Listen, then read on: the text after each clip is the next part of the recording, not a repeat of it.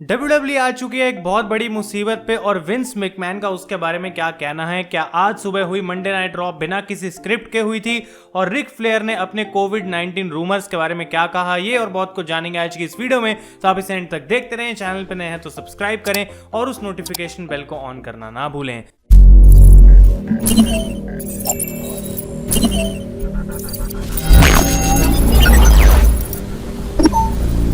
तो गाइज मैं हूं आयुष और आप देख रहे हैं रेसल इंडिया। आज समय आ गया एक और न्यूज वीडियो का। काफी सारी इंपॉर्टेंट अपडेट्स जो चल रही हैं रेसलिंग की दुनिया में, स्पेशली रिलेटेड टू WWE, हम सबके बारे में बात करने वाले हैं। और जो स्टार्टिंग स्टोरी है उसमें हम बात करेंगे आज हुई मंडे नाइट रॉ के बारे में और किस तरीके से बैक स्टेज जो है पूरा केओस मचा पड़ा था। बहुत सारी दिक्कतें हो रही थी इस शो से पहले गाइज, और कुछ रूमर्स ऐसे आ रहे थे कि लगभग WWE दोपहर के 1 बजे इन शोज को टेप करना स्टार्ट करती है। उनको अगले हफ्ते का भी शो टेप करना है, रॉ टॉक भी टेप करनी है, मेन इवेंट भी टेप करनी होती है, तो काफी टाइमली उनका शेड्यूल चलता है। लेकिन इस बार जो है चीजें टाइमली नहीं हो पाई और 2-3 बजे तक भी जो है वो मंडे नाइट रॉ की टेपिंग शुरू नहीं हुई थी। और इसके पीछे के 2 रीजंस दिए गए हैं। पहला ये कि कुछ सुपरस्टार्स जो कि ओरिजिनली शेड्यूल्ड थे शो पे होने के लिए, वो वहां पर अपीयर नहीं हो पाए, यानी कि शो तक पहुंच नहीं पाए थे। और कुछ ऐसे रीजंस भी बोले जा रहे हैं कि एक्सट्रीम रूल्स पेपर व्यू के बाद बहुत ज्यादा नेगेटिव ऑनलाइन बैकलैश मिलने की वजह से WWE को अपने प्लान्स जो है वो पूरे तरीके से चेंज करने पड़े थे। अब ऑब्वियसली शो को देखने के बाद तो ऐसा कुछ लगा नहीं कि पूरे तरीके से प्लान्स चेंज हो गए हैं, लेकिन गाइस ये बात भी मानी जा रही है कि विंस मैकमैन खुश नहीं थे स्क्रिप्ट से और उन्होंने बेसिकली सब कुछ रीराइट करने का ऑर्डर दिया अपने राइटर्स को। और इसकी वजह से काफी सारी दिक्कत हो गई थी। सुपरस्टार्स को क्लियर नहीं था कि क्या बैक स्टेज चल रहा है, पूरी सिचुएशन क्या है। और एक समय माना जा रहा है, ऐसा हो रहा था कि क्रिएटिव राइटर्स जो है वो कुछ ना कुछ जुगाड़ कर रहे थे ताकि बस विंस मैकमैन को वो खुश कर सकें। मंडे नाइट रॉ की स्क्रिप्ट से कुछ भी जो उनके दिमाग में आ रहा था उन्होंने बुक करा और इसकी वजह से बहुत सारी चीजें मिसटाइम्ड भी थी और अननेसेसरीली हमको देखने को मिली मंडे नाइट रॉ पे। तो काफी दिक्कत भरी सिचुएशन चल रही है। बैक स्टेज कुछ क्लैरिटी नहीं है, विंस मैकमैन को कुछ खास विजन नहीं है कि आगे करना क्या है, और जो फिलहाल उनके पास है उससे वो काम चलाने की कोशिश कर रहे हैं, ऐसा लग रहा है। अगली स्टोरी की हम बात करते हैं गाइस। तो अपोलो क्रूज के ऊपर बहुत लोग पूछ रहे हैं कि आखिर ऐसा हुआ क्या है कि यूनाइटेड स्टेट्स चैंपियन अभी अभी बने और तब से मंडे नाइट रॉ पे आ ही नहीं रहे हैं। तो मैं आपको बता दूं कि एग्जैक्ट रीजन ये बात किसी को भी नहीं पता कि क्या हो रहा है अपोलो क्रूज के साथ, लेकिन डेव मेल्टजर ने अपने एक्सट्रीम रूल्स के रिव्यू पॉडकास्ट में बात बोली थी कि इसके पीछे का रीजन कोविड-19 की कंसर्न्स हो सकता है। अभी तो अपोलो क्रूज ने खुद बोला कि मैं शोज में नहीं आऊंगा, लेकिन मुझे उसकी पॉसिबिलिटी बहुत कम लग रही है क्योंकि 5 साल तक WWE के साथ रहने पर पहला सिंगल्स टाइटल कोई जीतता है तो क्या उसी समय वो मना करेगा कोविड की वजह से। और दूसरी चीज ऑब्वियसली हो सकती है कि अपोलो क्रूज को ही कोविड-19 है, जो कि अभी तक कहीं से भी कंफर्म नहीं करा गया। तो वो मानने जा रहा है कि जल्दी वापस आ जाएंगे मंडे नाइट रॉ पे जब सिचुएशन अलाउ करेगी गाइस। और सेम ही जो सिचुएशन है वो चल रही है लिव मॉर्गन के साथ, क्योंकि ना ही उन्होंने खुद सोशल मीडिया पे इसके बारे में कुछ डाला है, ना ही WWE की तरफ से कोई इंफॉर्मेशन मिली है।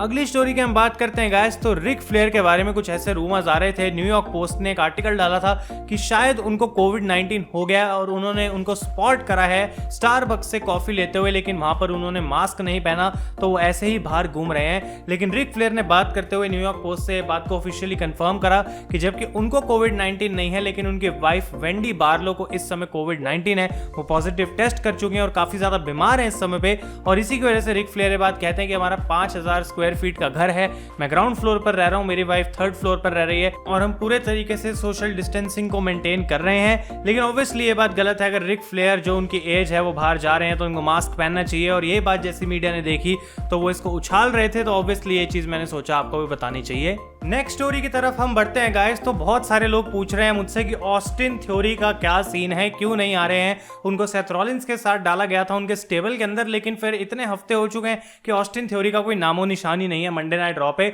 और मैं आपको बता दूं कि ये नामो निशान सिर्फ टीवी पे ही नहीं बल्कि बैक स्टेज भी नहीं है, क्योंकि रिपोर्ट्स के अकॉर्डिंग ये बात मानी जा रही है कि जब पूछा गया कि क्यों आखिर ऑस्टिन थ्योरी नहीं आ रहे तो टोटल साइलेंस रिस्पॉन्स मिला, यानी कि किसी को कुछ नहीं पता है कि ऑस्टिन थ्योरी के साथ आखिर हुआ क्या है।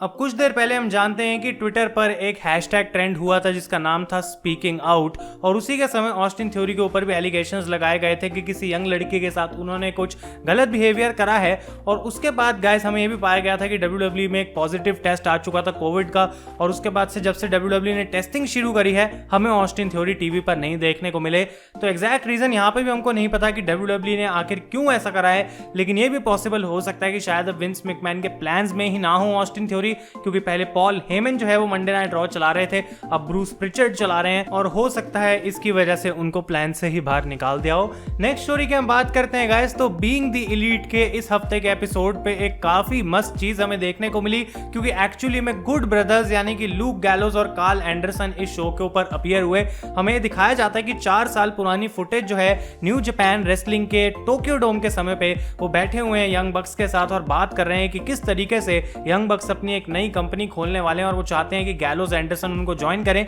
लेकिन वो उनको मुंह पर तो अच्छी अच्छी बातें बोलते हैं, लेकिन जब वहां से यंग बक्स चले जाते हैं तो वो बेसिकली कहते हैं कि ये लोग कुछ ज्यादा ही सोच रहे हैं, टीएनटी अपने नेटवर्क पे एक बार फिर से रेसलिंग नहीं चाहेगी, क्योंकि उनको पता है WCW के साथ क्या हुआ था।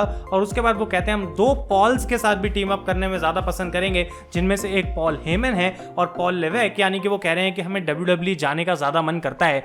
अब ये फुटेज माना जा रहा है, दिखाया तो जा रहा है इस एपिसोड में कि 4 साल पुरानी है गाइस, लेकिन रिपोर्ट्स के अकॉर्डिंग 2 हफ्ते पहले ऑन पर्पस फिल्म करी गई थी, क्योंकि इस चीज को वो डालना चाहते थे बीइंग द एलीट के अंदर। और ये बात मानी जा रही है कि जबकि गुड ब्रदर्स ने AEW को छोड़ के इंपैक्ट के साथ साइन करा है 2 साल के लिए, इस चीज का कोई फर्क नहीं पड़ा है यंग बक्स को, और अभी भी जो इन दोनों टीम्स की फ्रेंडशिप है वो आपस में बनी हुई है, जो कि देख के काफी अच्छा लगता है। तो ये एक अजीब सा, अनोखा सा लेकिन मस्त फैक्ट था जो कि मैं आप लोगों को बताना चाहता था। अगली स्टोरी की हम बात करते हैं गाइस, तो मंडे नाइट रॉ पे हमें एक मैच देखने को मिला था कायरी सेन का against the SmackDown women's champion Bayley, और ये मैच जबकि काफी अच्छा था, बहुत समय से रूमर्स ऐसे आ रहे हैं कि कायरी सेन अब WWE छोड़कर जा रही हैं, और डेफिनेटली वो रूमर सच भी हैं। और WWE के इंस्टाग्राम पर एक पोस्ट डाली थी बेसिकली जो काइंड ऑफ हिंट करती है कि कायरी सेन अब जाने वाली हैं, और नटालिया ने भी अपनी एक पुरानी पिक्चर पोस्ट करी कायरी के साथ जिसमें उन्होंने लिखा थैंक यू। और PW इनसाइडर अब ये लेटेस्ट रिपोर्ट्स बताता है कि इनफैक्ट जो कल की टेपिंग्स हुई हैं वो लास्ट टेपिंग्स थी कायरी सेन की WWE के साथ, और अब जो उनका कॉन्ट्रैक्ट है वो खत्म हो चुका है और शायद वो जा रही हैं WWE को छोड़कर।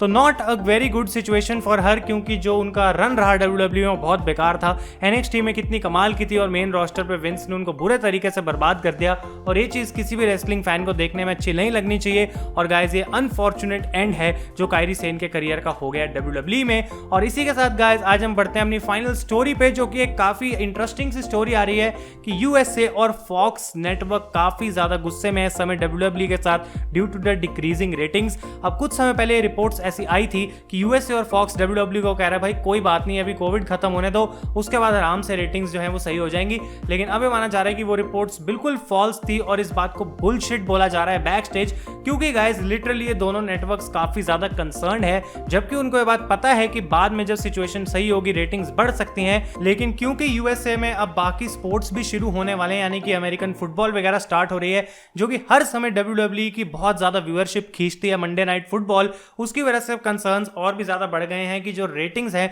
जब वो शो शुरू हो जाएंगे तो WWE की और कितनी ज्यादा गिर सकती हैं, क्योंकि अभी ही ऑलरेडी इतनी कम रेटिंग हो चुकी है।